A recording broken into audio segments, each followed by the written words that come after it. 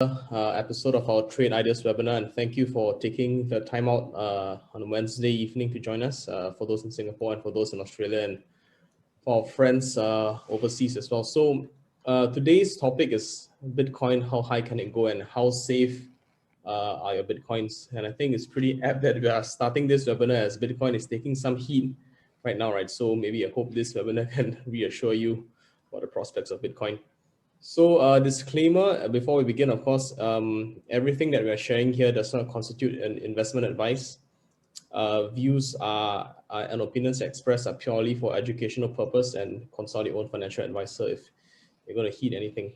So for housekeeping matters, if the screen is blocking you, you can move the screen around, so you can, in case if it blocks any of the points that we're presenting, it is mobile. And throughout the presentation, feel free to ask us any questions. You can put in your questions at the bottom of the screen. You can, and then we will have a Q&A session where we will address all these questions at the end of the webinar. So we want to thank our media partners for joining us as well. Wealthenjoy.com, wheelsavvy.com, and onlinetradersclub.org. Thank you for being here with us. So before we begin, I want to introduce Fan Vi Leong, the founder of Track Record, who has a storied career in finance at Deutsche Bank. He was a head of cross markets trading. At a young age, he also founded the $1.2 billion hedge fund, Nordin, out in US. And before he started Track Record, he was at Morgan Stanley. And for myself, I'm at Track Record as well, and also a founding partner at Trident Cap. We do global macro funds and Bitcoin mining farms in Central Asia. And also one of our guests today, Edwin. He's a visiting professor, a lecturer at NUS and NTU. And he's also a partner at Trident Cap, managing the Bitcoin farms, crypto custodian and security solutions, and also a contributor to the open source Bitcoin network and community. So for the agenda today, we'll talk about, give a short roundup on the global macro outlook and what's going on in markets. And then we will talk about Bitcoin, where do we go, especially from here? And Bitcoin, how safe are yours? So basically, Edwin will touch on how do we keep our Bitcoin safe, especially when there are so many hacks these days. And then we'll end up with the Q&A. V, I'll hand this over to you. Okay, thanks Nick. Thanks everybody for joining us. We're going to talk about first of all introduce Track Record. Where some of you are new to Track Record. Track Record. I started Track Record with a team back in 2016. After I've kind of left the scene from traditional finance and all. And the original intention was to provide training to hedge funds and institutions. And in the process, I found that in the retail space, the trading is not, the methods are not as developed, but it's more about, taking huge amounts of risk to try to make a little bit of money. And essentially many traders that I met have difficulty consistently being profitable over long periods of time. So our primary purpose is to help traders become consistently profitable. And our methods are to share the information that the way that we look at the markets through the way that we present our ideas through our model portfolio, where we use our trades to demonstrate how it is to get into trades based on themes that we find will dominate the macro and macro markets through long periods of time. And we share this on a timely basis with by building a community of traders and mentors. And as a way of doing this is also by, on a consistent basis, distill information using our global macro approach and presenting it in digestible forms to share with people like you guys through webinars, through our daily reports, through our social media as well. So without wasting any more time, I'll dive into a review of Bitcoin as it stands.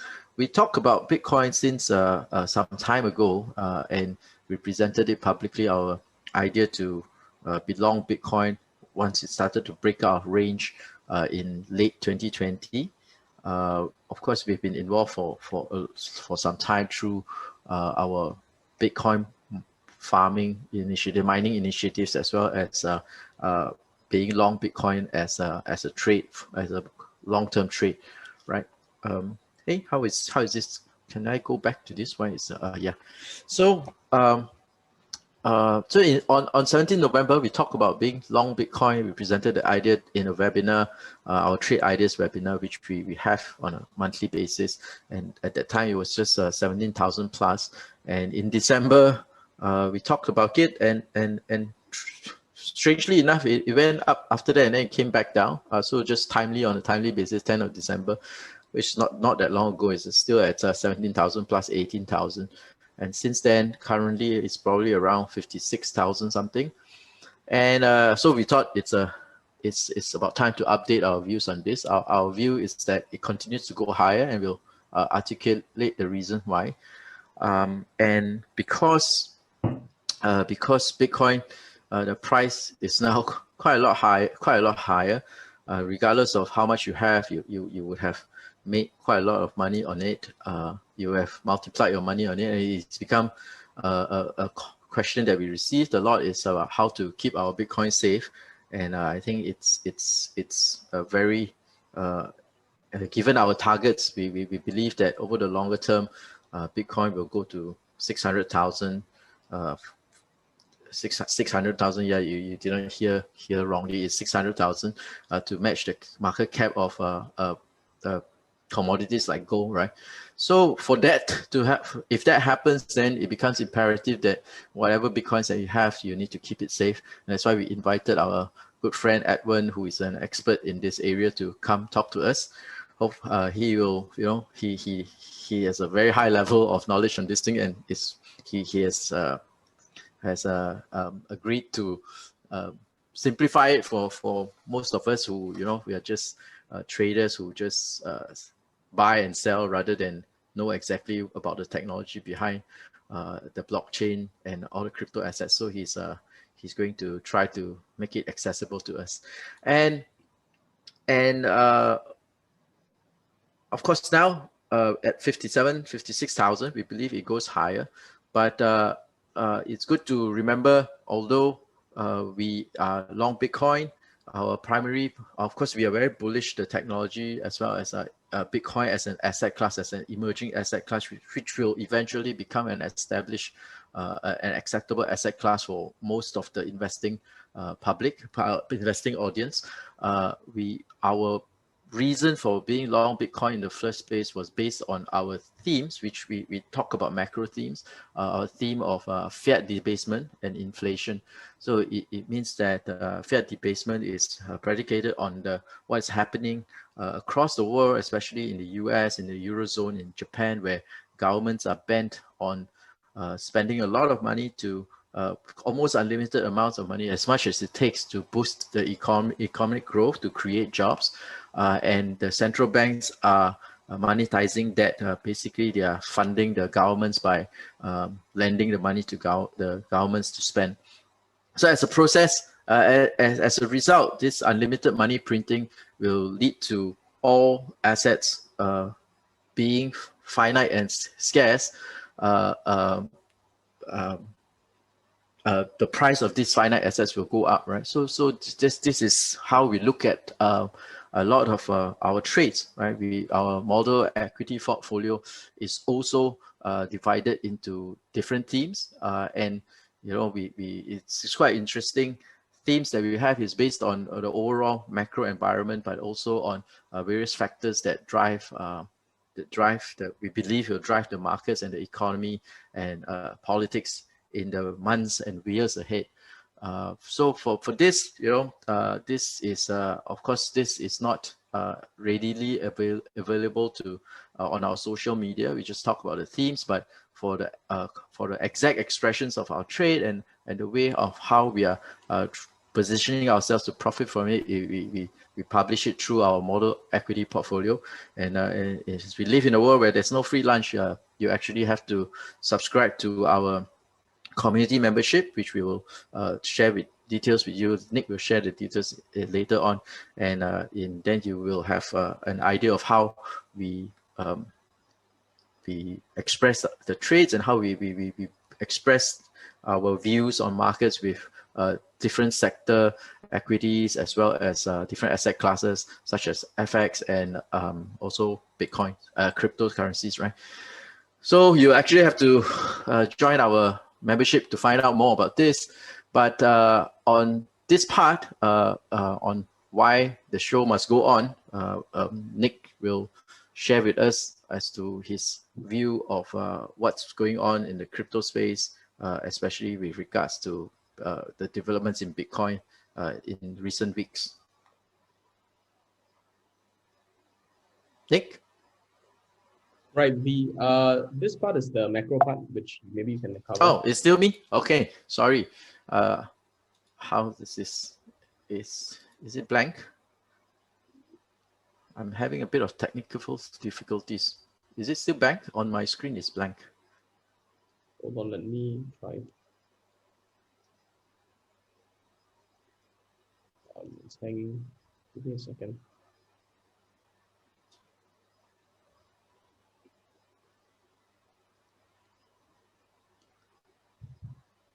B. Okay, cool. So I'm back.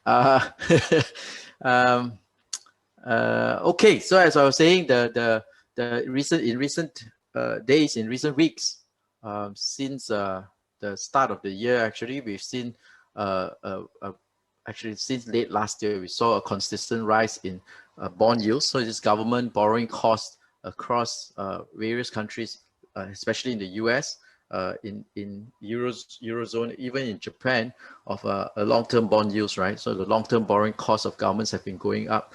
And as a result, that has led to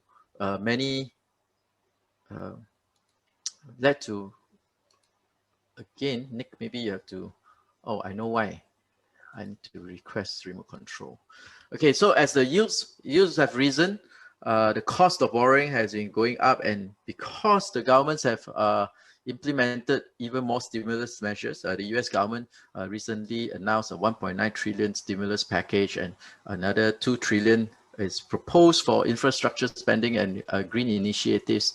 So there's going to be a lot of spending, and this has to be funded by borrowing. And when governments borrow, they issue bonds, and as the cost of borrowing has gone up, and also the only marginal buyers right now are the central banks themselves. So you can see from this, the central banks has to keep buying as the governments keep spending, right? So this is the balance sheet, and it shows across various countries it's been rising, especially since the start of the crisis, but it continues to grow strongly. And what has happened, especially with regards to US, this news published, I think today, just today or yesterday, that US share of global reserve assets, how much of the global reserve assets, the savings of all the governments in this world are allocated to dollar assets, have been sliding, right? This is the 25-year. It was 60.4% third quarter, and then last quarter it was 61. It fell from 61.2% previously, and as a result of this, the dollar has come off, right? Of course, we've seen a recent recovery of the lows, but the dollar reserve share has come off, come to a 25-year low. That has been happening since the introduction of the euro was one of the primary reason. But also, what has been happening recently is the continuous balance sheet expansion by the Federal Reserve, as opposed to compared the amount which is much more than the rest of the world. So with US expecting to post record deficits with Biden's spending plans and more spending plans, it's very likely, it's almost inevitable that the Federal Reserve, which is the U.S. Central Bank, has to keep buying dollars. Have to keep printing dollars to buy the U.S. government debt, to keep lending to the U.S. government. And as a result, what will happen is, as I said previously, is the fiat currency weakening theme, which is a fiat currency is paper currency, so dollars will weaken. And in this environment of dollar weakening, finite and scarce asset will rise, right? So it's not just dollar weakens, but it's weakening against almost anything that is finite and has any value, right? So then the question to ask then is, what is a good finite and scarce asset? And one of our favorite expressions, actually, it is our favorite expression, is Bitcoin, because Bitcoin, by definition, by the algorithm created, it will only have 21 million Bitcoins in all of eternity, right? And one of the really good, another headwind for Bitcoin is that it's becoming accepted as a store of value, as a reserve asset, as an asset class for traditional asset managers to allocate to, right? And then Nick will show a few slides to share with you the developments through time of that. So here we ask, where do we go from here for Bitcoin? And Nick will take it from here, right, Nick? Thank you. All right, thanks, V. Right, so Bitcoin, where do we go from here? Since we started our webinar back in December last year, and of course we had a lot of confluence of events. Since one of the biggest ones was PTJ, Paul Tudor Jones, the macro legend, coming in on the 8th May, right? There was much fanfare that Bitcoin is starting to go mainstream, and then of course everyone else started coming out saying that they're going to buy Bitcoin. Of course, MicroStrategy was one of the main events in institutional adoption. And then as of this moment, we see traditional banks coming in, insurance companies, and of course, DBS Bank in Singapore, which is taking part in crypto. So what we can see is that since the inception of Bitcoin, we have had many naysayers, right, since the start of it. So it is nothing new, but what we're seeing right here is based on the Lindy effect, which means how long something survives, it is harder to kill, right? And Bitcoin has had a very strong track record against institutions trying to bring it down, and they became adopters in the end. So analyzing the wallets from exchanges, what we are seeing right now is the movement in Bitcoin is extremely bullish. We are seeing a net outflow of Bitcoins from the exchange. So what you're seeing right here is the red bars means Bitcoins leaving exchanges, and the green bars means Bitcoins coming into the exchanges. So a lot of people are buying Bitcoins and they're pulling it out from the exchange. What we're seeing is record outflows from these guys. So what we are seeing right here is people who do not really sell the Bitcoins. So this analysis is basically people who are strong holders. And what we're seeing is record outflows from these exchanges. So in short, the breakout to all-time highs for Bitcoins, it is not mainly euphoric speculation, but it's strongly supported by fundamentals at this point in time. Yeah, so hey, Nick, just go back. I want to emphasize a point here. For those of you who are not so familiar with the cryptocurrency space, most of the retail traders tend to trade on exchanges, centralized exchanges, where this measures centralized exchanges. So there's a lot of quite a number of exchanges in the world, and when somebody buys Bitcoin on this exchange, they tend to leave it on the exchange. So all the retail small investors, right? They tend to leave it on the exchange because they kind of everyone will explain later what are the storage options that you have if you don't want to leave it on the exchange, but most people tend to leave it on the exchange because they use it as a asset collateral to trade margin against it, or some people are they're not familiar enough to know exactly what to do, so they'll just leave it on the exchange. But traditional asset managers, say for example, insurance companies, as well as these corporates that have been coming in, they don't tend to leave it on exchange. They trade through the market makers, which are the big institutions that make direct prices to big amounts of make prices for big amounts of Bitcoins, big amounts of Ethereum to these corporate customers, the institutional clients. And then what they do is these market makers goes to the exchange or other liquidity sources to buy the Bitcoins, and then they will take it out of the exchange to help these institutions put in a safer custody solution, using a safer custody solutions. And what has been happening, the red bars show that this has been going on consistently since the start of the year, right? Since the end of last year, actually since August last year, and there was only a brief period of green bars. And what has been happening is, as this Bitcoins migrate out of the exchange, they go into these custody solutions, which essentially long-term investors, when they move this Bitcoins from their custody solution, from the cold wallets, from their hard wallets, whatever wallet that they use, if they want to sell it, they'll bring it, they'll come back out to exchanges or some other known wallets that we know is used for all these market makers, right? But because it's not been happening, what we've been seeing is that there's a constant flow from exchanges into storage. We know that the number of long-term investors that are coming, they are buying big amounts, are growing, and it's been quite consistent since last year. Yeah, please, Nick. Right. All right, thanks, V. And the $1 trillion capitalization for Bitcoin was a key milestone because it shows that Bitcoin is an asset large enough to absorb institutional buying. And what we see is that what you're seeing right here is the amount of coins going into wallets between a certain price range, right? So what you see here on the bottom here is the price between 46K to 58K.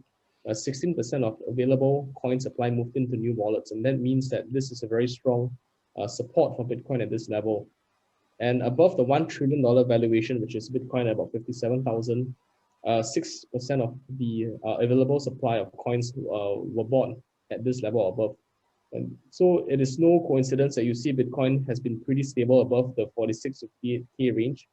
And we think that this is a very strong support where Bitcoin is going to probably very much likely break higher from here, because this is where a large portion of the coins have been bought. And this is probably because of the influx of institutions coming in the recent months since last year. And the supply shock continues. It's not abating anytime soon. And this is one of the biggest supply shock we've seen since the last major bull market back in about 2016, where Bitcoin moved from $800 to about $10,000. And what you're seeing is Bitcoin's moving out from exchanges all around the world, right?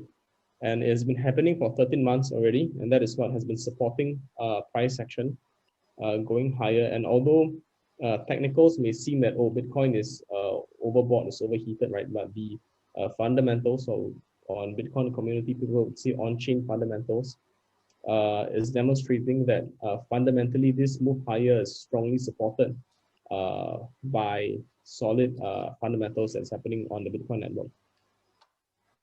And one more very heartening thing is what you're seeing is that Bitcoin speculators, in the terms of futures traders and derivatives traders, they have unwound a large number of positions. So market positioning is actually extremely important, especially for Bitcoin, which supposedly have a smaller market cap previously. And the unwinding of these long positions would mean that there is going to be slightly less volatility going up, and also means that there is less prone to profit taking as Bitcoin goes higher. So this is a very good tailwind for Bitcoin going forward, as a lot of people who are long Bitcoins unwound their positions in March this year. So this graph shows up to March. Going forward, probably we may update in another Bitcoin seminar on how the positioning is in the futures markets for Bitcoin. So at this moment, on the derivative side, it is very promising. Hang on, Nick. Let me just explain this as well. So for those who are new, the pink line is what we call funding rates, right? So It's the amount of interest you pay, the the exchange that you're using. If you're using margin accounts you're using leverage to buy Bitcoin, right? So one of the weakest hands in any asset class is usually the leverage speculators, right? Because if you're leverage, a small movement will require you to you have magnified losses, so you tend to be more prone to being stopped out, especially by margin calls and stuff like that. So the green line is the price, which is the price of Bitcoin. But yes, you see there's a correlation between the funding rates. You know, as Bitcoin starts to rise, more and more people get long through margin, through leverage positions. The price of the cost of funding those positions goes up, and then when when Bitcoin starts to come off a little bit, then there's a lot of liquidation, and then the funding rates have come off a lot, right? Because of the amount of speculation that is inherent in this market, it tends to have a lot of volatility that is triggered by this leverage speculators. But as the market grows, as it gets to 1 trillion, and soon, eventually we believe 2 trillion, 3 trillion, 4 trillion, the margin accounts will account for less and less of the participation, less and less of the market positions, less of the trading volume, because all the bigger investors will come in, right? So that's the state of the affairs. We've seen. So if you are looking to trade Bitcoin on a shorter term, you should always monitor the funding rates. Yeah. Right. Okay, Nick. Yeah. All right. Thanks, V, for telling more on that. So for the macro on-chain overview, this is what we are looking at for large Bitcoin holders and what they actually think about the markets and what's happening in the space. So whales represents holders, people with Bitcoin, holding Bitcoin of 1,000 to 10,000 Bitcoins. We call them Bitcoin whales. And dolphins and sharks, these are just terminologies used in the space, people who are holding Bitcoin between 100 to 1,000 Bitcoins. And what we are seeing quite interestingly is that the whales were started selling in late February, only being absorbed by the dolphins and the sharks. And what we are suspecting is that the whales are the institutional buyers who got into Bitcoin late last year or early this year, closing out a quarter and rebalancing their books. And that is what is causing the selling pressure down from here. So we think that these are institutions and new whales, not the old ones, coming in and selling and booking a profit. And this development is actually not bad for in the grand scheme of things, because what is happening is that it is more decentralized in terms of large holders of Bitcoin. So what you want in a network is you do not want a centralization risk where a few group of people holds most or all of the Bitcoins, right? And that's where if they go to the market and sell, it's going to be very, very violent. So what this entire price action for the on-chain activity is very promising, because it is lessening centralization risk amongst other large holders, which dolphins and sharks are mostly your high net worth individuals accumulating Bitcoin at this point in time. So this is a good development on chain for the macro landscape of Bitcoin. And of course, the price target for Bitcoin for the rest of the year, as most of our audience would know, it still remains, because fundamentals are extremely bullish. Fundamentals are supporting this price action. So this is the stock to flow model. Stock to flow model is not a new model that was invented just to measure the market cap of Bitcoin. It is a model that is used in the commodity space, to measure the valuation of commodities like gold and silver. And it's shown that Bitcoin has been tracking this very same model very well. And that is why people are using stock to flow model for Bitcoin, right? Because we assume that Bitcoin is a commodity like gold and also a safe haven asset. And at this point in time, Bitcoin is here, and you can see from the model variance below. So when it's red, it means that it is overvalued relative to the model. When it's green, it means that it's undervalued relative to the model. And what you can see is that it is a very nice channel. And at this point in time, Bitcoin is almost fairly valued here at around 56 to 57,000. And for the end of the year, we expect Bitcoin to trade at about 86,000. And of course, if we have some euphoria going to the end of the year, it can be above that or below that for that matter, right? But it has shown that it's held the model for very well since the inception, and we don't think that it's going to deviate too much from this going forward. Right, so that is our price target. And then we will go through a brief overview of track records macro equity model portfolio. We returned 182% since inception in 2018. Of course, we had our first down month last March, so we are still human, right? It's not every month we make money. So we took a hit, 6.29%, because some of the things came off. And all this is done without Bitcoin in the portfolio. Bitcoin is a separate topic which we talk about. So it's pretty interesting here, and we believe that a lot of the things that, a lot of the macro narratives that we cover a lot in our daily reports, we think that it is still intact, and we believe, and we remain strongly subscribed to our position still, even though there is a drawdown last month. And of course, as we said, to gain access to our portfolio, you need to subscribe to our community, and what you'll get in our community membership is the CIO's Week Ahead report, where we keep our members ahead of what's moving the market. We have a traders chat forum where we update in real time things that are important and things to take note of in the market. And you have access to our podcast where we talk about our struggles as well, and we talk about key events that we think we want our audience and community to take note of.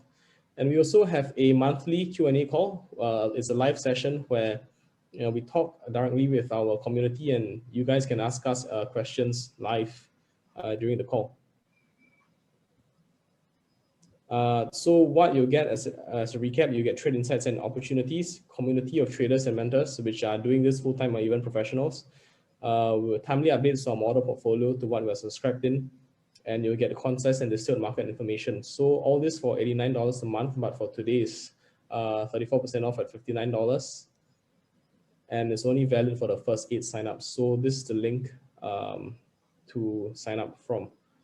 All right, so now to the main topic for today: how do you keep our Bitcoin safe if it's going to $600,000? So Edwin will guide us through on this. So Edwin, you want to take over from here? Yep. Hi everyone. Thanks Nick and V for having me here. So just let me take on over the screen. So yes, I've been listening to what Nicholas and V has presented. Thanks V for sort of like introducing this topic in your earlier slides. So how I see this whole topic about security and Bitcoin and its security is basically a lot of general laymen will actually sort of rush into this go rush without actually understanding the whole fundamentals about what this whole asset class is all about in the technical sense. However, this is not too daunting because I guess there are a lot of news or articles out there with regards to which is the best security or what's best in terms of definition. Okay, so the idea of this whole sharing session is to allow each and every individual of you to understand at the end of the day what a wallet is all about. How can you actually have self-sovereign over the Bitcoins? So I understand in the earlier slides that we mentioned about coins being held in exchange, and the first place whereby you actually get exposure to Bitcoin is actually from an exchange.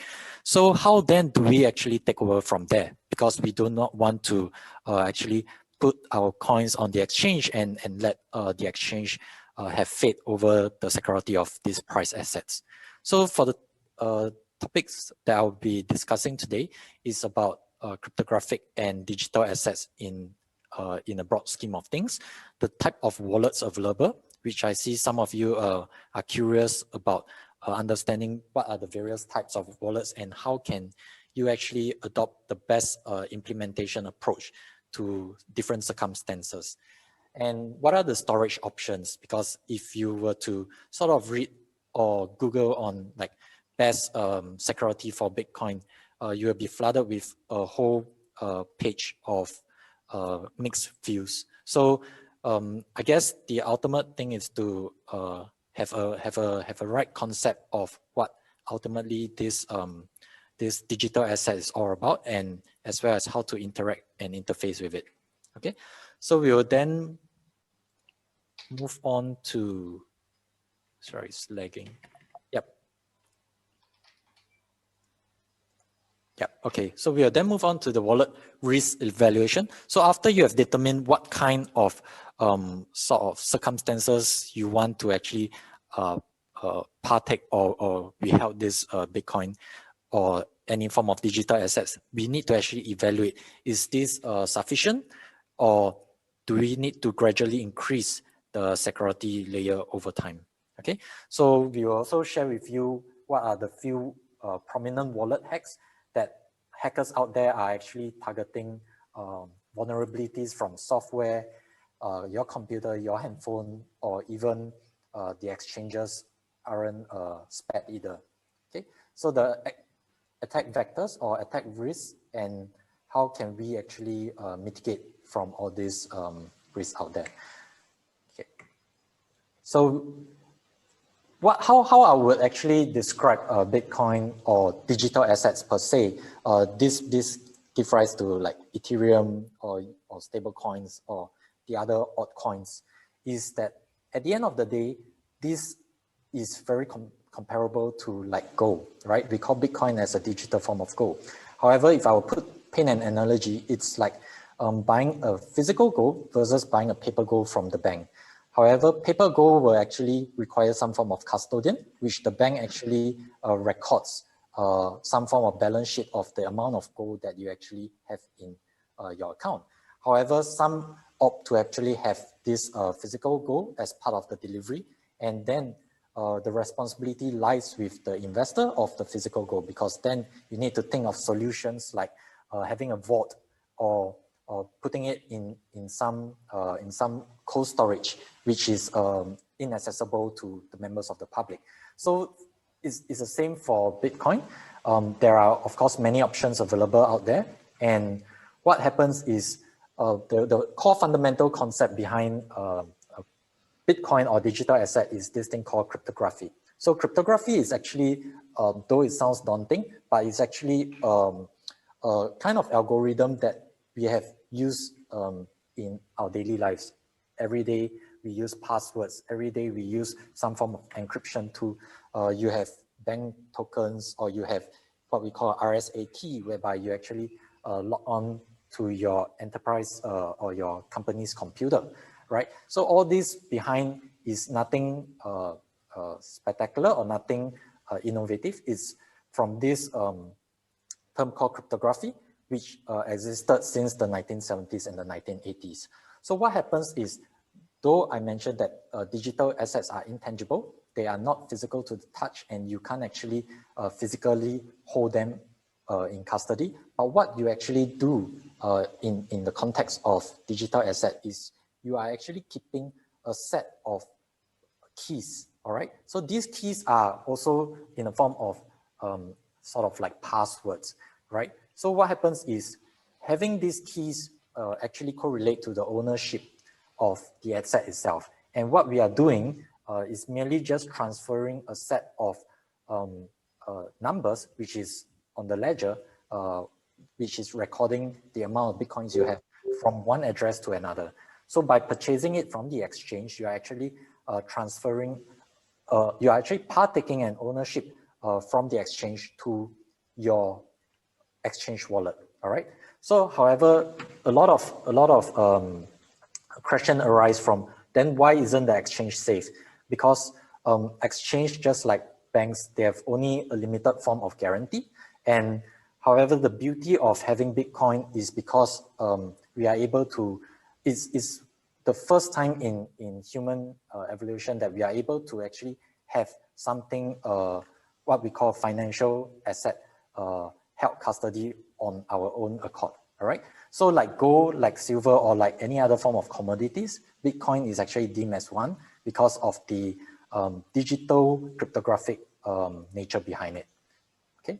So this is just a little bit of what I've just mentioned earlier on. So Bitcoin is nothing more than a 40-year-old technology, which actually have a lot of research, development, and demand in terms of encryption keys, cryptographic keys, and basically it's just how in the modern world today, we actually use user experience to wrap it around the transferring of these assets. Okay, so then the million-dollar question I will be posted with is, so what are the storage options, or what are the best storage options? So however, there is no one single solution that fits all use cases. It's very much dependent on how much assets are you actually storing, for what period of time? Is it a short-term, medium-term, or a long-term? And C is actually how frequently you are sort of revisiting your wallet setup. So this also in terms relate to convenience. And at the end of the day, what I would suggest is that it's all about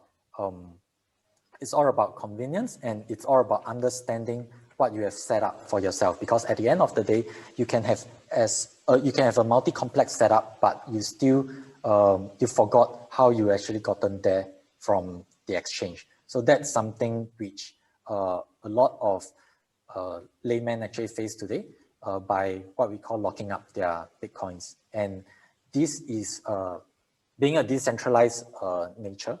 So what does decentralized actually means is that there is no central authority governing over your assets. So this is where the responsibility of your asset is sort of handed over, and you actually dictates the fate of how it's being kept or how it's being spent. All right. So I'll carry on with the storage options. There are hot wallets, cold wallets. Okay. The difference between hot and cold is that in computer science term, hot wallet means that it's being connected to some form of network. All right. So an instance of a hot wallet can be anything like an exchange. All right. Because an exchange is 24/7 traded, and it's always connected to the internet. There is much risk being sort of exposed to all of these risks. So a cold wallet, on the other hand, is what we meant by like deep storage. In other words, that there is no form of internet connectivity or network communicating with the wallet itself. So this can be in the form of hardware wallet, or some can even have their own computer systems, which does not actually have any form of wireless card or network cards on it. So it's just merely a hardware that has memory and has some form of processing power. Okay, and of course, there is one form of, or the cheapest and the most convenient way of storing a Bitcoin is through this thing called paper wallets. All right, so it's very famous with things like scratch cards, whereby you can actually hold these keys on a paper wallet with QR codes. So by just scanning it, you are able to actually spend it or be able to transfer it from your paper wallet into your exchange, which is a hot wallet, or into your hardware device, which is a cold wallet. All right. So of course, there are trade-offs and risks with all these storage options presented. And last but not least is an air gap solution. So air gap solution is where a setup comprised of multi-devices, and all of them are transmitting information through various means that is not connected in any form. So connection here means it not necessarily need to be an internet connection, but connection here means a wire or a cable that actually being able to transmit data across the device into your computer or onto your phone, vice versa. So that's where air gap comes into play, whereby the device is totally not connected at all. There are no form of peripherals to actually have what we call the transport layer of communication. Okay, so how does then air gap wallets is being used. It's actually being used by various means. Either one, the memory cards on it, whereby you actually transfer this memory card into a cold wallet. Number two is by means of QR code and camera scanning. Okay, so I'll go a little bit in depth into these storage options here. Okay, let me just get them all out. Okay, so for hot wallets, which I explained earlier on that it's always connected to the network. There are many types of hot wallets available out there, mobile-based, which are like your popular apps, okay, that can be downloaded from your iOS or from your app store. So a few good mobile wallets that you can try as a start is Blue Wallet. However, Blue Wallet is just solely for Bitcoin.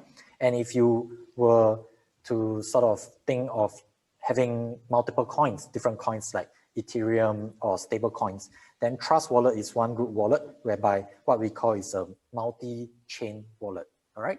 So Blue Wallet is a single chain, which is a Bitcoin chain, and Trust Wallet is a multi-chain. However, I do want to actually emphasize on the point on single chain versus multi-chain is because anything in application base, if you have more complex sort of coding, right? For the case of multi-chain, there are way more codes than that of a streamlined, clean, and neat Blue Wallet. So this actually pose some form of risk factor because there can be risk coming in from other chains. For example, like in the case of Bitcoin, all right? So there can be like a Bitcoin Cash attack vulnerability coming over to the Trust Wallet, or what we call a dormant attack. Okay, so all these are more sophistication on the attack, but however, Blue Wallet and Trust Wallet has some form of good reputation. So my gut feeling is that it's pretty safe and they will be here. They are here to stay. So browser-based wallet are what we call such as a plugin. All right, so it can be installed from your Chrome browser, your Firefox, your Brave browser, so on and so forth. All right. However, it's not recommended because as with all plugins, there is no formal sort of signature or certificate signed off by the core developer. So for example, like MetaMask, there are previous incidents of hacks, all right? And I also want to turn on the emphasis that MetaMask only is a sort of Ethereum compatible wallet. So what does this mean is that you can't actually store Bitcoin on your MetaMask wallet. But of course, there are other Bitcoin browser-based wallet as well, like JAX, JAXX, that's one of them, okay? So the last one is exchange held. So this is, I saw someone asking in questions like where do I get exposure to Bitcoin or some digital assets?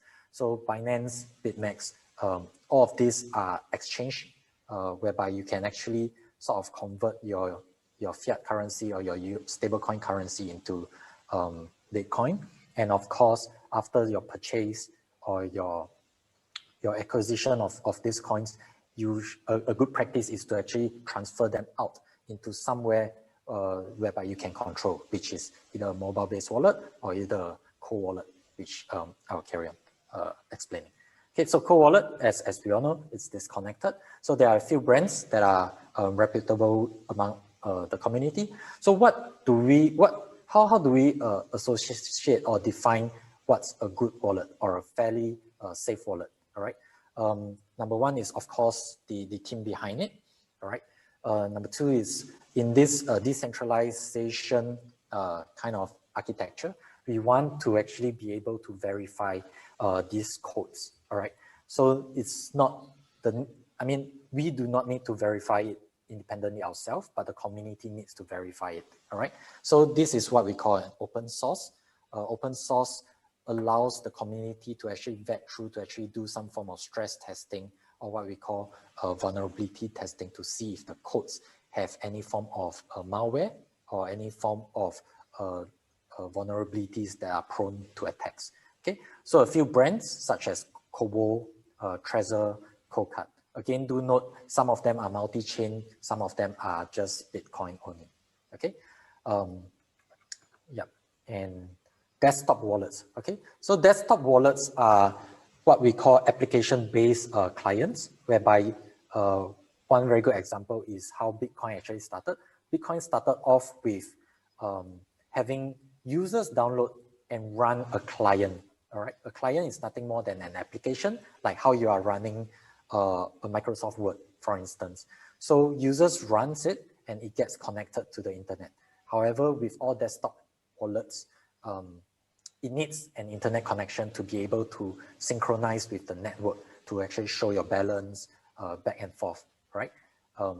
Yeah, so however, if there are some options of having desktop wallets disconnected from the internet, but of course that is a more complex setup, right? So then the question is why are paper wallets prone to fail? Because they may be the best or the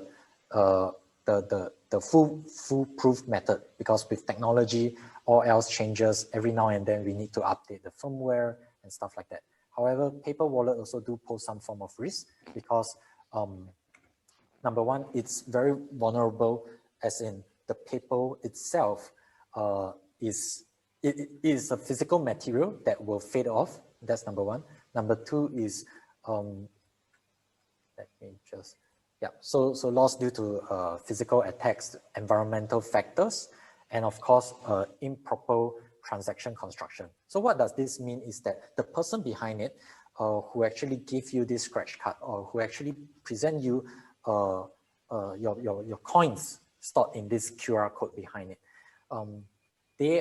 because a paper wallet does not have full sovereign over its entire private keys. All right, I'll come to explain what private keys actually meant in the later slides to come.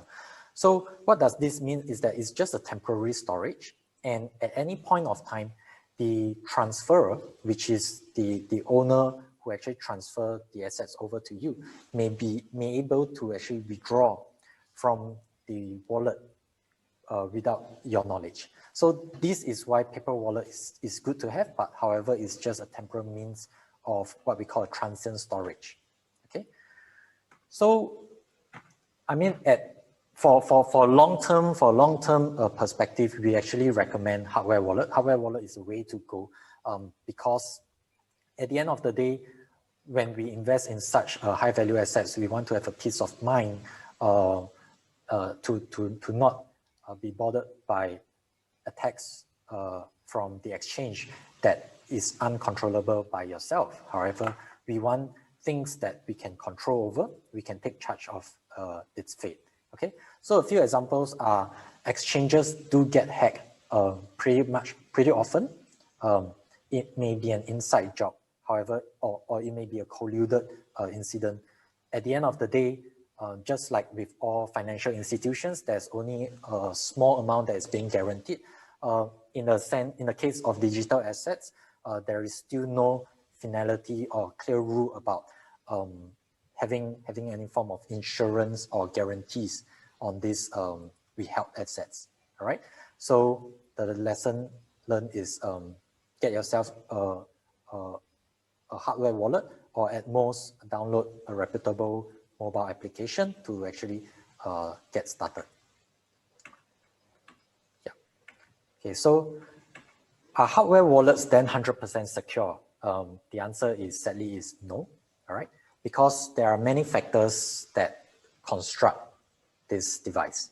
From the origination of purchase till it reach your hands, there's what we call a supply chain attack, which we often see in the case of high value asset item, whereby in the middle of the logistics, there's a swap, all right, between the hardware devices. However, with all those brands or all those mentioned wallets in the earlier slide, they have actually taken serious innovative means to actually protect and to actually deter what we call this supply chain interception in the middle.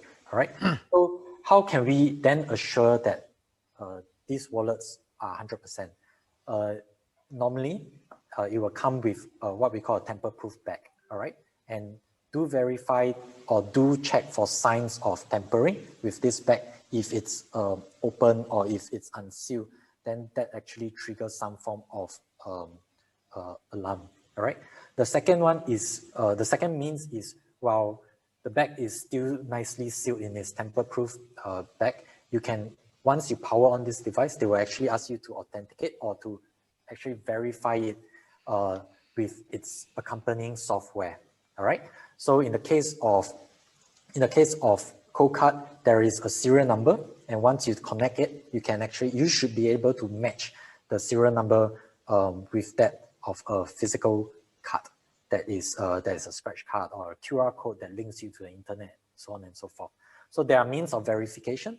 Do take the necessary actions to ensure that all these are verified prior to transferring all these price assets into it.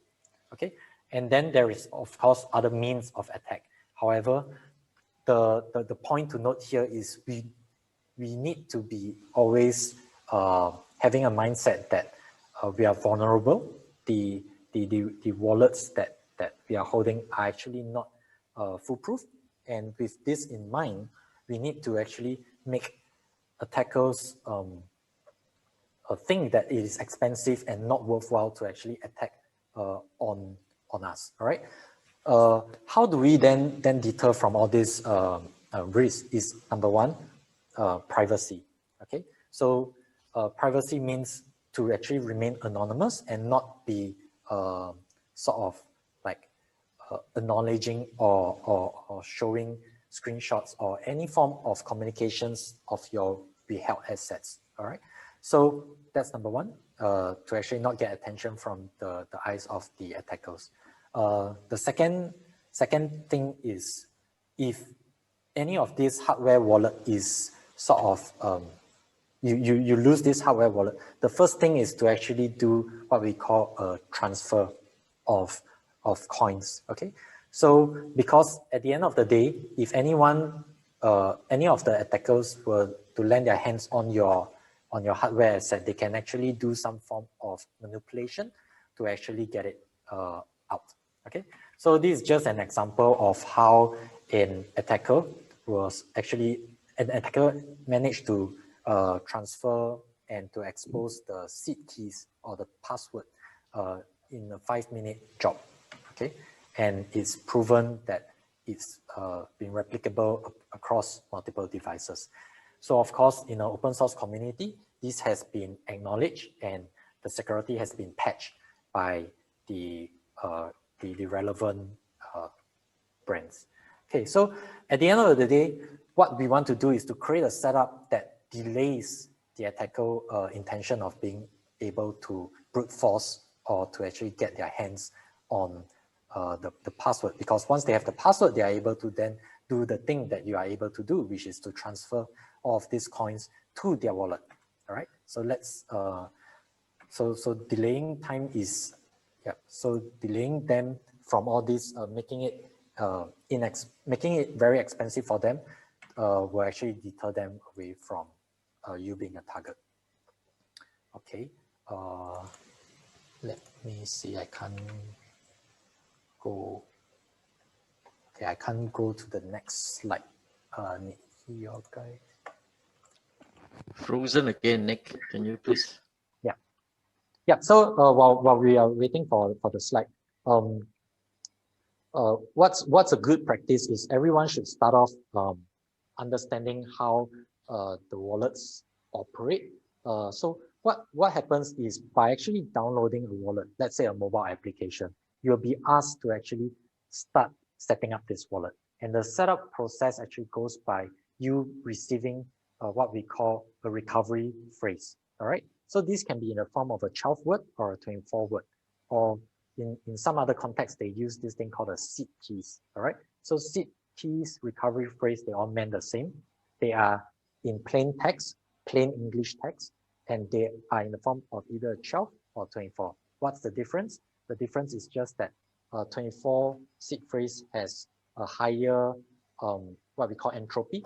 So entropy is basically a higher security that will actually deter or lengthen the time of attack. All right, but a 12-word seed phrase is actually sufficient in today's context, unless we talk about the advent of quantum computing. All right, so once you have this seed phrase, you are then allowed to actually continue. But before that, as with all digital sort of softwares and whatnot, we need to actually have a safe backup of them. So how then do we back up? There are a few options. You can either have them written down on your price notebook, or you can either have them etched onto a metal steel, which will do fine in the event of any form of environmental sort of mishap. Or yeah, okay. So steel case can actually prevent from fire or from some flood or corrosion and stuff like that. Whereas if you were to back them up on a paper, it doesn't do that much of a justice in the event of these natural disasters. Okay, so yeah, okay, let me. Okay, so okay, Erong, I still can't control it, but it's okay. Yeah, so these are just a few common risks or common incidents out there that happen over the years. And what happened is that there is this thing called a clipboard malware, which I want to actually highlight. So how do you then transfer one Bitcoin, let's say, for example, from an exchange to your wallet? All right, you do so by actually copying your address and putting this address, which actually you have the keys over to this address onto an exchange, and you click send. However, with what we call clipboard, there's a copy malware function that happens in phones. So if you are using like Android phones, the risk is quite susceptible, as well as if you are using an older version of any form of computer systems. All right. So what happens is there's a hijack in between, whereby it will actually start changing the addresses, which is where it comes to my next point, that every single alphabet of this address needs to be matched. And you can do so by verifying it from your device, which is the receiving end, against that of the senders, which is the exchange in this case. All right. The screen froze. Nick, can you help with the screen instead? Yeah, Nick, can you just click next? Wait, this screen is Erong's one, right? Give me a second. Yeah. I think we're getting hijacked, huh? Yeah, talking about risks and now the risk. Nobody wants you to highlight the risks. Yeah. Right. So yeah, so let's continue on where we left off. So once you actually have backup these keys, then you are able to actually start using this wallet. All right. So however, these keys are universally compatible with any form of Bitcoin or crypto wallets per se. Okay. So what do I mean by that, Nick? Yeah, you can just go to the next slide. So what do I mean by that is that if you, in the future, if let's say Blue Wallet or Trust Wallet is down, or they cease to actually exist, you can still use these 24 words that you have created from them to actually import them over to other forms of wallet. Like for instance, your newly purchased Cold Wallet, or even a hardware wallet, or another compatible mobile application wallet. And then the question will be, can I actually use these keys to sort of restore the coins from an exchange? The answer is no. It's because exchange do not allow us to have keys control. So the only way to actually interface with the exchange is to send your coins directly on the chain. Once it gets onto the chain, the exchange will then acknowledge, and you will see your funds inside it. Okay, so then if you take a look at the first picture. So someone has sent some coins by mistake to a different address. What do we do in the case of recourse? Can we actually call someone to actually reverse it? The answer is no, because of the decentralized nature of how Bitcoin is coded. Okay, so what happens is the funds are lost, and that's why the need to verify is utmost important when doing a transaction. Okay. Yeah, I think I will just go past this. Okay, so then there are other sort of risks out there. In the case of a SIM swap, which means that if you use your mobile phone as a form of authentication to a wallet in an exchange, for example, this is not recommended, because we should be using hardware device authentication or even other forms of authentication besides SMS, because a hacker can actually sort of transfer or can actually impersonate you to actually get the OTP from the telecommunication company. Okay, so another thing we need to be aware of is phishing sites. So always do use the bookmark function on your browser. Why is it so? Because you may be trying to type from the domain to go into an exchange. However, not knowing that the exchange actually is being phished. What does phishing means is that there are some form of other text like punctuation or even spelling errors, whereby attackers try to replicate the entire site with its entire image and things like that. So it's basically a clone, but the address that generates out from it is not the real exchange. It's in the hands of the attackers. So do take note and always use bookmarks for any form of transaction. Okay. Yeah. So now we have come to understand. So we have understand the different forms of wallet options out there, the storage solutions, as well as the risk. What is our game plan, or what is your security approach? And at the end of the day, we need to come up with a security plan, or sort of holdings plan, because as with the price, attackers are out there looming for vulnerabilities, and for any instance, because all of these can be programmable by a robot or can be using script attacks. So it's just a matter of time that these attacks will actually try to hit you. So let's get prepared and not be a victim of it.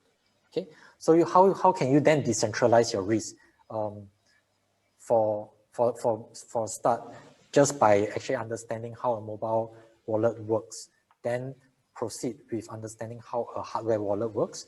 And right now, with these two concepts in mind, you can do what we call a multi-device. So we can actually use a mobile phone wallet in conjunction with a hardware wallet and term it as a multi-signature. So what is multi-signature? Is nothing more than a maker and a checker, and with both two approvers of signing, then the funds will be actually sort of broadcasted onto the blockchain. All right, so I guess that's a gist of a very high level sharing and approach to sort of having self-sovereignty, being able to understand the concept of the end-to-end process from purchasing to storing and to actually securing. But at the end of the day, we want to actually have a peace of mind. Thus, we want to actually understand the various forms of risk, the various forms of sort of protection that I can have over my price assets. So I guess with that, I can pass on the session to V, which will then. Okay, cool. Thanks, Evan. I think you guys are, for those of you who are still here with us, we'll go to this slide. Hang on a second. Yeah. So to round off the thing, right? Before I go on to this partnership thing, I think some of you will be quite lost. Some of you will be have a bit of understanding of what Evan was trying to say. I'm sure there's quite a number of you with a lot of questions still as to what the hell is this all about, right?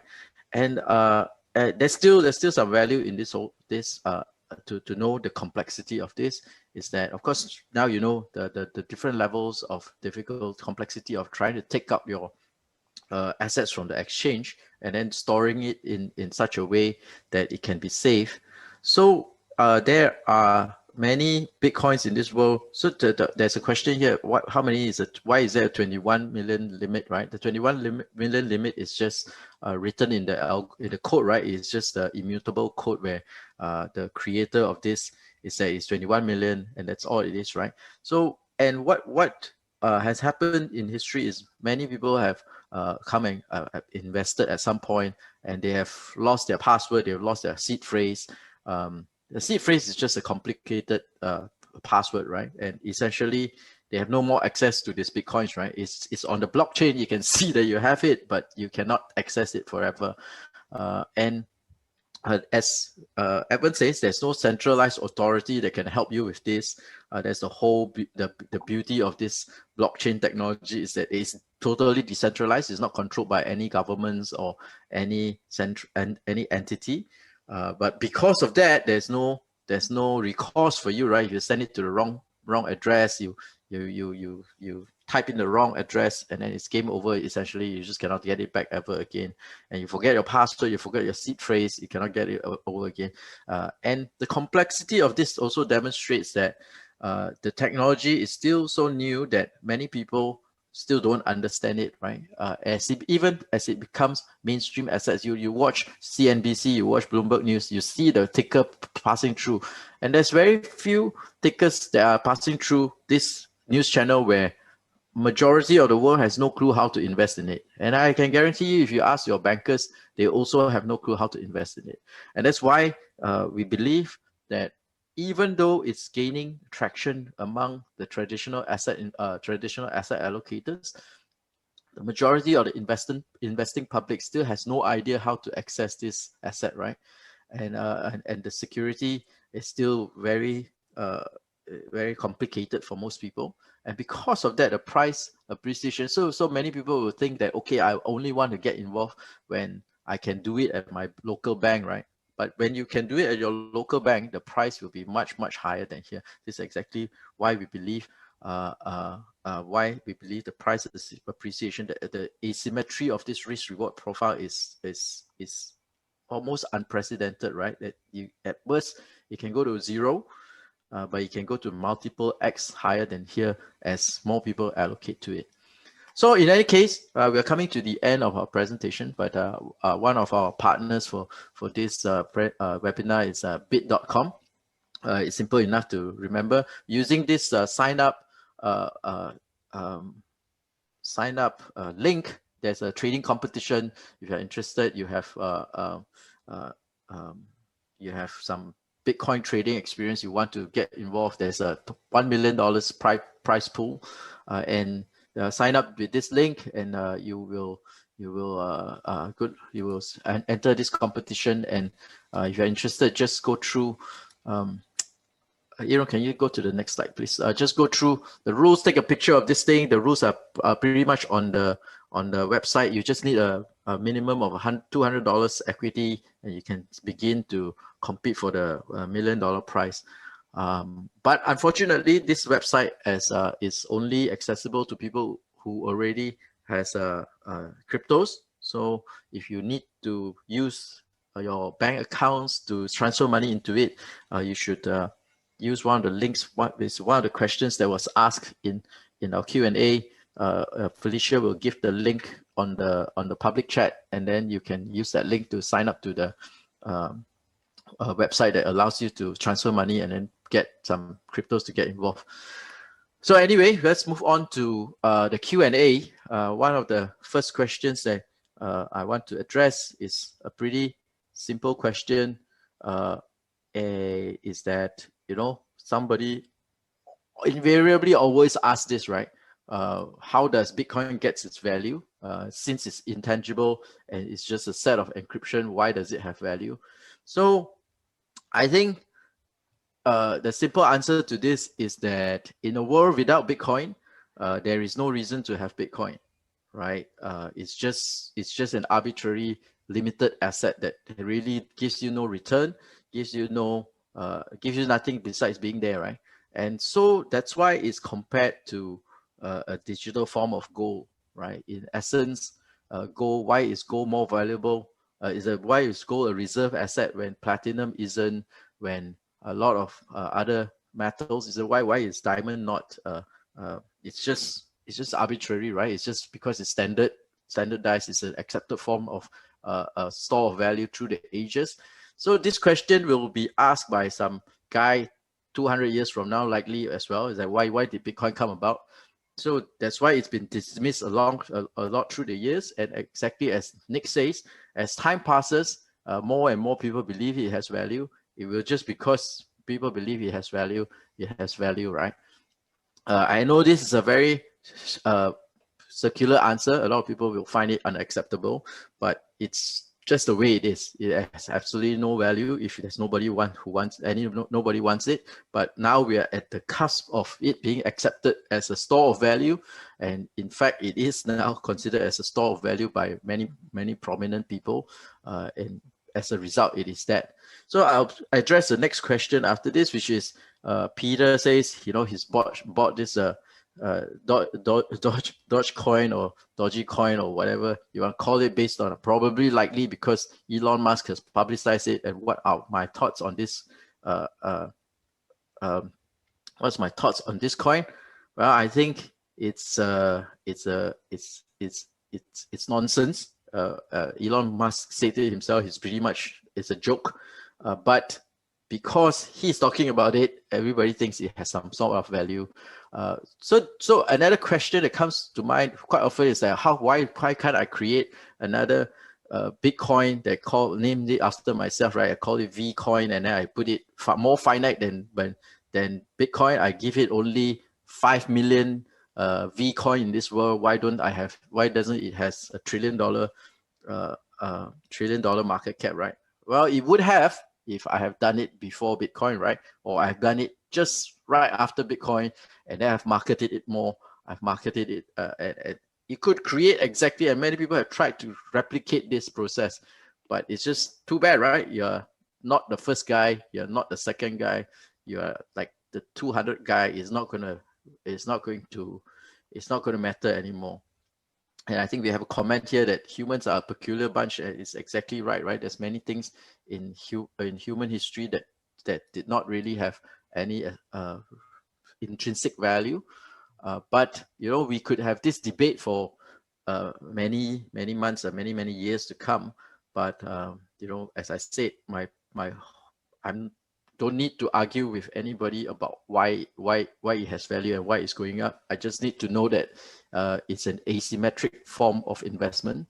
If I invest $10,000 in it, at worst I will lose $10,000. But if I'm right about it, I will make $100,000.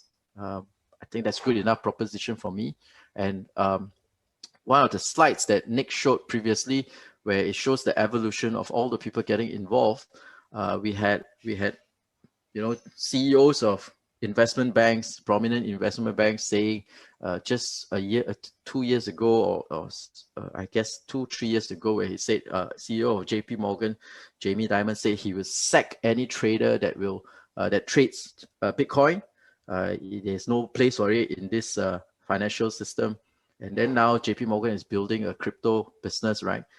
Goldman Sachs, Morgan Stanley, prominent US banks, blue blood US investment banks, they are creating products for their private wealth customers to get involved, right? And that is just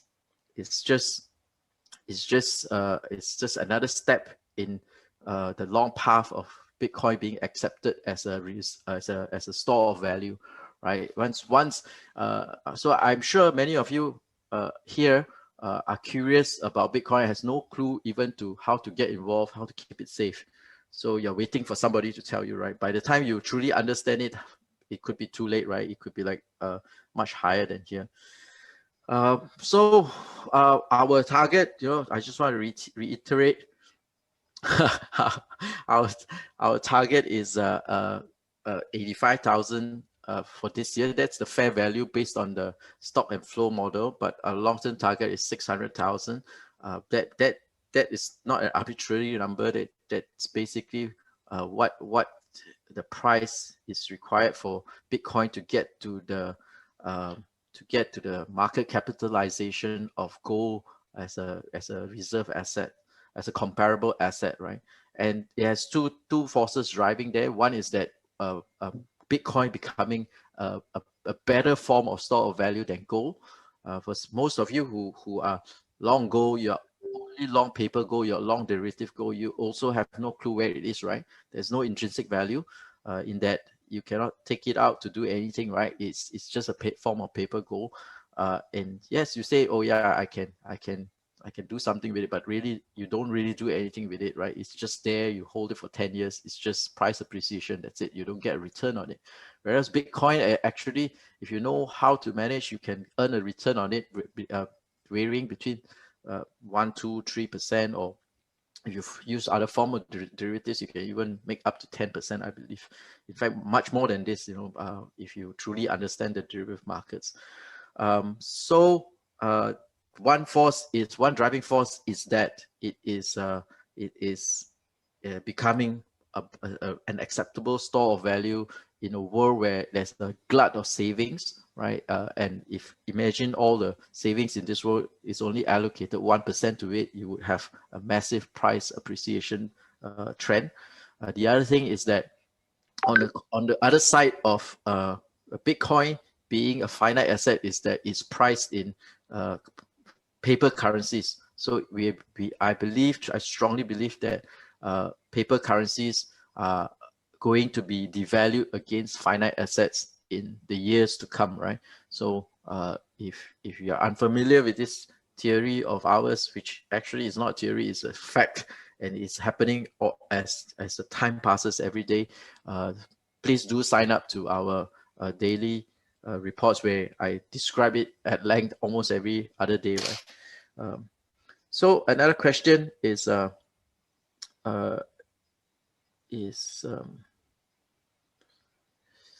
is it safe keeping your coins with the exchange, or preferably safe in a cold wallet, right? A hardware wallet.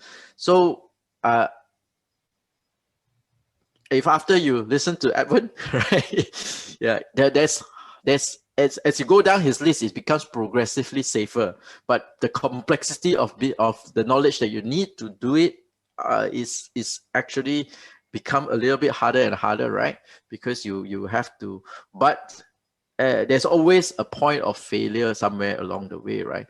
So if you are just storing it, the exchange is a lot, I would suggest you invest some time to understand how to get it out of the exchange. You can store it, but if you're unsure of how you're going, so many people has done this exercise, and then in the process they have lost their Bitcoins, right?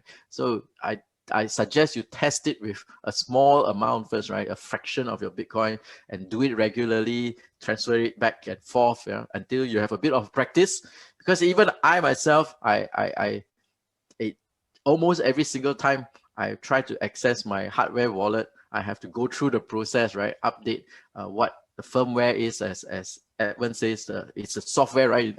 Every hardware on this planet needs a software update before you want to use it properly, right? So every step of the way, it becomes a complicated exercise, and that is the reason why a lot of asset investors right now, they're thinking about getting involved, but they have all these problems, right? That's why when the banks come in, they provide a custodian solution, right? But that means they will hold it safe for you, much like they will hold your US dollar safe for you. They will hold your gold safe for you.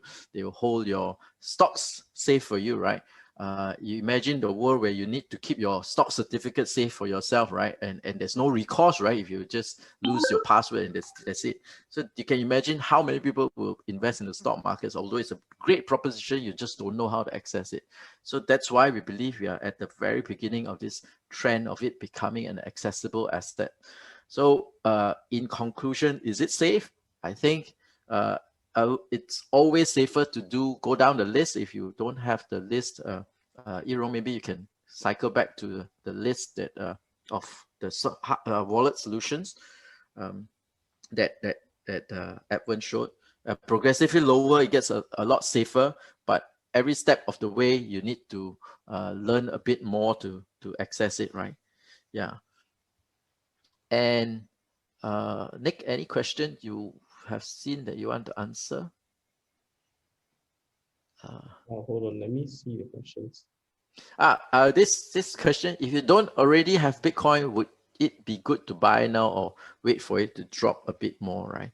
I think is in the timeline, it depends on your timeline, right? If for us, we say it's 57,000, it's going to 85,000 at least for this year, and then it's going to 600,000. I would say I would invest some and then wait for it to go lower to buy more. But it's and the reason why the reason why we have not yet sold all our Bitcoins, sold any of our Bitcoins, is that we believe that it's still a proposition that is one of the best investment ideas that we have so far, right? And it's working, so we like it. Yeah. So I think also to answer your question, if it's come so far, but is it a good idea to buy now? I think if it isn't, then Goldman Sachs and Morgan Stanley wouldn't start to make it accessible to their private client, right? Imagine starting a business right at the peak of the asset price, you will lose a lot of customers in the process. So I'm sure these guys have done a lot of research. They think the risk reward is that, you know, it could go down, but more likely the skew is for the upside. Any questions? Nick or Edwin, maybe you want to answer this. How about central governments banning Bitcoin or introducing their cryptocurrencies, their own cryptocurrencies? How will that affect long-term price targets? Edwin, you have any idea? Yeah, so at the end of the day, I come from a more technical approach, so I'll answer this question from a technical point, and then Nicholas can cover the macro aspect of it. So whatever government, central bank want to issue that kind of coin, they are actually using codes that are originated from Bitcoin, as well as a little bit from Ethereum, to actually come out with what they call programmable money. All right. So if governments sort of like have an outright ban on Bitcoin, and there is no sort of ability for these coins to actually get online or get past any form of communication or transmission, I think it will actually make the price even higher, because it becomes more scarce. However, technology out there, for example, like satellite beaming, mesh networks, all of these have already prepared for such a situation, whereby if there is an outcry of no internet connectivity, we are still able to actually use various forms of communication, such as radio frequency or even satellite frequency, to actually beam this kind of transaction across.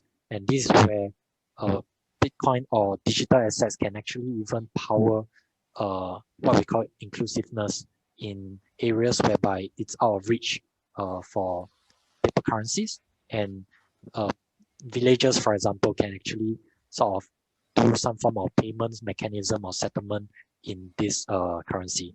And also, Bitcoin is not just used for a form of payments, because within the code we can actually encrypt messages. So what I actually see this whole marvelous technology is all about it's actually a communication protocol because we can actually encrypt message, and for example, just like the Swift in the banking network, we can actually secure communications peer-to-peer. So, yeah, on to Nick for the macro aspect of things. Yeah, I think similar to Edwin, I think if governments were to ban Bitcoin, it's going to be good for the price, right? It's just like how when there was a war on drugs, then your your black market drugs got more expensive, and then when they started to legalize it, it became cheaper, right? And also, I think in a multipolar world, you need to see what kind of governments is going to ban it, right? Because there are jurisdictions around the world which is setting up safe havens for Bitcoin, right? Like Singapore, places like Singapore and other countries, they're already setting up places for Bitcoin. So if governments were to ban Bitcoin in that jurisdiction, I think we're going to see a huge inflow of capital into these countries which welcome Bitcoin, and it's going to be good for the country's economy. So I don't think that it is interest of government at this point in time to ban Bitcoin, especially with the adoption of institutions coming in. And of course, I mean, in a world where they call it crony capitalism, right, where corporations and government is a revolving door, I think that Morgan Stanley, Goldman, and JP, and a lot of the big insurance companies, I'm sure they have a clear roadmap of where Bitcoin is headed, and that's why they have the confidence to adopt it, right? So I think the question more is, in the future, there might be a bifurcation of how Bitcoin is going to be like, right? Whether this Bitcoin is legal, it has been audited by the bank, or it has not been audited by the bank, and whether it's accepted as within the banking system, right? So I think that's a topic for another day, but that is the direction that is headed now.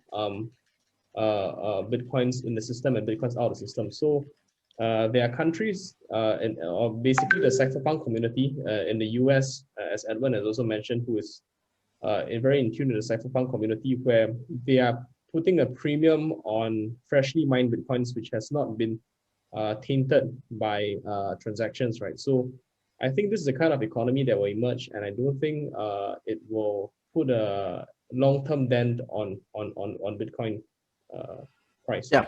Okay, cool. So in the interest of time, let me summarize briefly also what I think, right? There's the two parts question. One is what if governments start to issue their own currencies, their own digital currencies? I think it's not if they will, when it's not if they will issue their own currencies in digital form, is when they will issue their digital form currency, right? But it makes no difference to the price. In fact, it will help the whole industry as a whole sector, right? Because everybody now will then have a digital wallet, right? And then you will start to understand how to use it. It's almost like asking me in hundreds of years ago when people are using gold in the form of nuggets, right? In the form of coins and nuggets. Then you ask me, oh, what if this country starts to issue paper currencies, right? It's just a paper currency. It makes no difference to the currency. It's just a form of a medium of the currency. The problem with US dollars, the problem with yen, the problem with euro is not the store of value that it used to be, because the governments can issue as much as they want, as many as they want of these dollars, right? So if they have a digital form, it becomes even prohibitively less cost, right? At least now you have to print, right? It takes time. There's a finite amount of money they can print 24 hours a day, but you can just print digitally. The guy can instantly create $2 trillion overnight for you, right? But of course, they are doing it actually overnight these days on the digital system as well. So I don't think, in fact, it is a development that is almost inevitable. China is issuing digital currencies in certain cities, first-tier cities, test cities, right? It's inevitable that this will come, and you will put a digital wallet in many hands, and with digital wallet, you become more used to the fact that you have digital form of currency. Then Bitcoin becomes a digital form of store of value.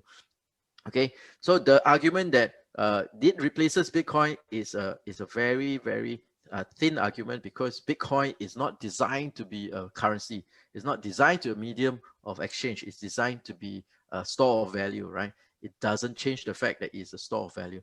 And what if government starts to outlaw Bitcoin? I think that's always a risk, and instantaneous when the instantaneous reaction is when that announcement comes out, Bitcoin will crash. But you would need a global initiative. You need a UN resolution or World Bank resolution to stop Bitcoin from being transferred into to become to be exchanged into a fiat form of currency. So if like you have all the countries in this world say, okay, we forget about allowing you to transfer Bitcoin to a bank, to somewhere, to become a real value, right? To then okay, then you have 21 million Bitcoins, you have no one to give it to, no one to take it from you for anything, then yes. But in this world, it's very unlikely to have all the countries in this world say, oh, you know, we will not, right? So let's just say some countries, so like for example, you have always seen China has banned crypto trading, India has banned crypto trading several times. It doesn't really matter, right? It just, what it does is that, oh yes, okay, you ban crypto trading, another country will embrace it, right? Because it's almost free taxes for them to set up new companies and all that. There will be always fringe countries hoping to do this, right? So if you truly believe, if it's almost, I think the risk of it is, of all governments doing it, is like, it's so difficult. I think you really need to walk across the road and then be so unlucky the piano comes from, I don't know from where, and then from the other building from the other side of the road, and you need a gust of wind for it to fall, blow it up to hit you on the head, and then you die, right? So that could happen, but you cannot lead your life like this, right? I think you cannot invest on a proposition that there's this 0.0001% chance of this happening at some point. But my bet is that before that happens, for governments to want to ban Bitcoin, Bitcoin has to become really so much of an asset that they think it's a big deal, right? $1 trillion as a market cap, they don't care, right? It's not even a company, right? It doesn't matter. But if it's 10 trillion, then it starts to worry, right? Oh yeah, maybe 5 trillion. But along the way, Bitcoin has gone up multiple X from here. So I think we wrap it up with one or two questions. One question from Andrew Harris, which is quite interesting question. Edwin, if your hardware wallet fails or gets corrupted over time, what happens? Right? What's your solution? I think that's yeah. Right. So that's a valid question, and this is where the backup actually comes in. So, right.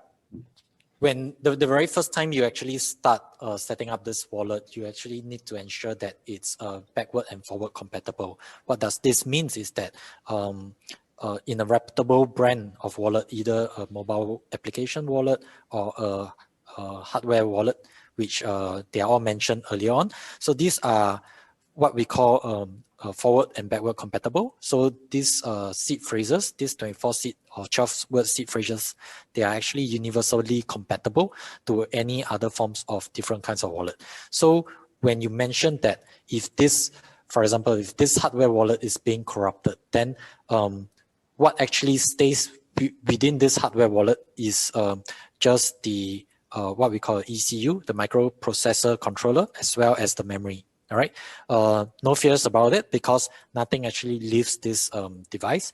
But what actually you have on the other hand is this whole entire set of backup keys, and you can actually just purchase another wallet of your choice, or if you are worried, just get a mobile application-based wallet.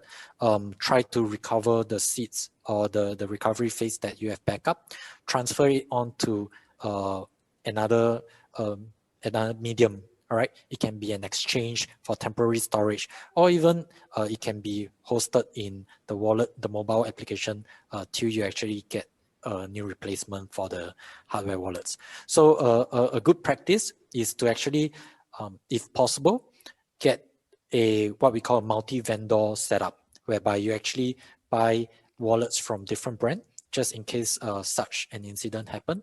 And you can actually also have what we call the test of your backup keys. Okay, so when you restore on one, you restore on another device, they actually should appear the same. The check and balance matches, and that's where you can actually have a double piece of mind. Yeah. So I hope that answers the question, and the answer is actually to actually have a backup in place. use the backup to restore on another device of your choice. Yeah. So I think, okay, Evan, correct me if I'm wrong. Let me try to put this in the layman terms, right? So essentially, even if you have a wallet or whatever, right? The wallet doesn't store your Bitcoin, right? All these wallets are just means of accessing the Bitcoin on the blockchain, right? The blockchain essentially is a ledger. In your Swift banking system, the ledger is kept by a centralized entity, which is the bank, right? The bank, JP Morgan or DBS. They tell it, or ANZ.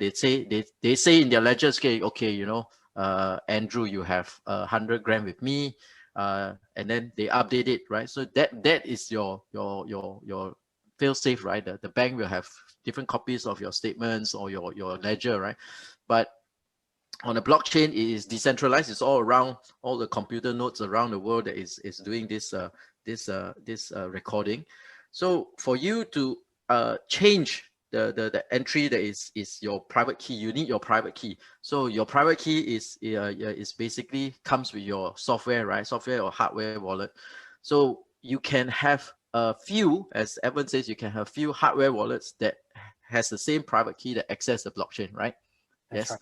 Yeah. So that's why he says, okay, sometimes maybe some people say, oh, should I use a Trezor or should I use a Ledger? I think according to Edwin, if you can afford to, use both, right? Use both, set it to the same point of entry to the Ledger. So set the same private key so you can access the Ledger, the globalized Ledger from both your